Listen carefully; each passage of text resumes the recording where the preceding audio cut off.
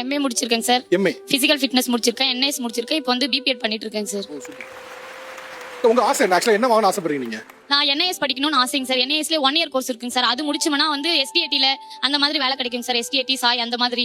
Hi guys, நான் இன்னைக்கு எதை பற்றி பேச போகிறேன் அப்படின்னு கேட்டிங்க அப்படின்னா, நான் ஆல்ரெடி வந்து என்எஸ் அப்படிங்கிற ஒரு இன்ஸ்டியூட்டில் ஸ்போர்ட்ஸ் கோச்சிங் அப்படின்னு ஒரு கோர்ஸ் பண்ணேன். நான் ஆல்ரெடி வீடியோ ஒன்று போட்டிருந்தேன். அப்போ எல்லாரும் என்கிட்ட டிஎம் பண்ணியிருந்த ஒரு விஷயமும் கமெண்ட் பண்ணியிருந்த ஒரு விஷயமும் என்ன அப்படின்னு கேட்டிங்கன்னா, அதுக்கு என்ன age criteria, at same time minimal education qualification என்ன, நம்ம ஸ்போர்ட்ஸில் வந்து எந்த லெவல்லாம் ரீச் பண்ணிருக்கணும், அச்சீவ் பண்ணிருக்கணும் அப்படின்னு சொல்லி கேட்டிருந்தீங்க. ஸோ அதை தான் இந்த வீடியோவில் நான் உங்களுக்கு சொல்ல போகிறேன். வாங்க வீடியோவில் போகலாம். என்னென்ன எஜுகேஷன் குவாலிஃபிகேஷன் ஃபஸ்ட்டு வேணும் அப்படின்னு பார்த்தீங்கன்னா, 6 வீக் சர்டிஃபிகேட் கோர்ஸ் பண்ணுறதுக்கு நீங்கள் மினிமம் 12th பாஸ் பண்ணியிருக்கணும்.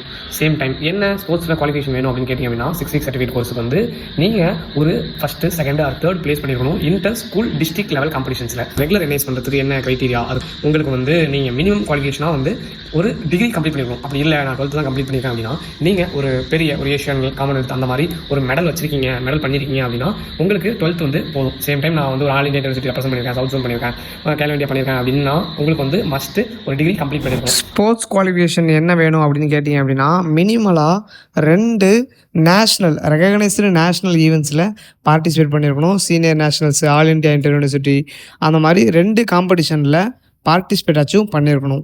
ஏஜ் கிரைட்டீரியா என்ன அப்படின்னு கேட்டிங்க அப்படின்னா, ரெகுலர் என்ஐஎஸ்க்கு வந்து 21 to 45 5 இயர் வந்து ரிலாக்ஸேஷன் உண்டு. அது யாருக்கு அப்படின்னு பார்த்தோம்னா எஸ்சி, எஸ்டி, ஓபிசி அந்த மாதிரி கேஸ்டஸ்க்கும். அது மட்டும் இல்லாமல் இந்த பொசிஷன் வந்து எப்படின்னா, ஆர்மியில் வந்து வந்தவங்க அந்த மாதிரிலாம் வந்து கவர்மெண்ட் கோட்டாவில் கொடுக்குறாங்களா, அந்த மாதிரி நீங்கள் ஏதாச்சும் பெருசாக மெடல் பண்ணியிருக்கீங்க அப்படிங்கிற பட்சத்தில் உங்களுக்கு 5 இயர் ஏஜ் ரிலாக்ஸேஷன் உண்டு. 6 வீக் சர்டிஃபிகேட் கோர்ஸில் என்ன ஏஜ் கிரைட்டீரியா அப்படின்னு கேட்டிங்க அப்படின்னா 20 to 42. ஸோ இதுக்கு வந்து ஏஜ் ரிலாக்ஸேஷன் அதே மாதிரி தான், சேம் 5 இயர்ஸ் நீங்கள் மெடல் வச்சிருக்கீங்க, நீங்கள் வந்து எஸ்சி, எஸ்டியா, ஓபிசியாக இருக்கீங்க அப்படின்னா, எக்ஸ் ஆர்மியாக இருந்தீங்க அப்படின்னா உங்களுக்கும் ரிலாக்ஸேஷன் உண்டு. டோட்டலாக எத்தனை ஸ்போர்ட் இது நான் வந்து இந்த கோர்ஸ்லாம் வந்து ஸ்போர்ட்ஸ் கோச்சிங்கிற ஒரு கோர்ஸ் பண்ணி நான் கோச் ஆக முடியுமா அப்படின்னு கேட்டிங்க அப்படின்னா, உங்கள் ஸ்போர்ட் இருக்கா அப்படின்னு கன்ஃபார்ம் செக் பண்ணிக்கோங்க. மொத்தம் இருக்கிறது 31 ஸ்போர்ட். ஸோ அதில் உங்கள் ஸ்போர்ட் இருக்கா அப்படின்னு செக் பண்ணிக்கோங்க. நம்ம ஐடியா ஃபாலோ பண்ணிவிட்டு கமெண்ட்டில் பின்னு கமெண்ட் பண்ணுங்கள். நானே அந்த பிடிஎஃப்பை உங்களுக்கு ஷேர் பண்ணுறேன் என்னென்ன ஸ்போர்ட் இருக்குது அப்படின்னு சொல்லிட்டு. தேங்க்யூ. நம்ம நெக்ஸ்ட் வீடியோவில் பார்க்கலாம்.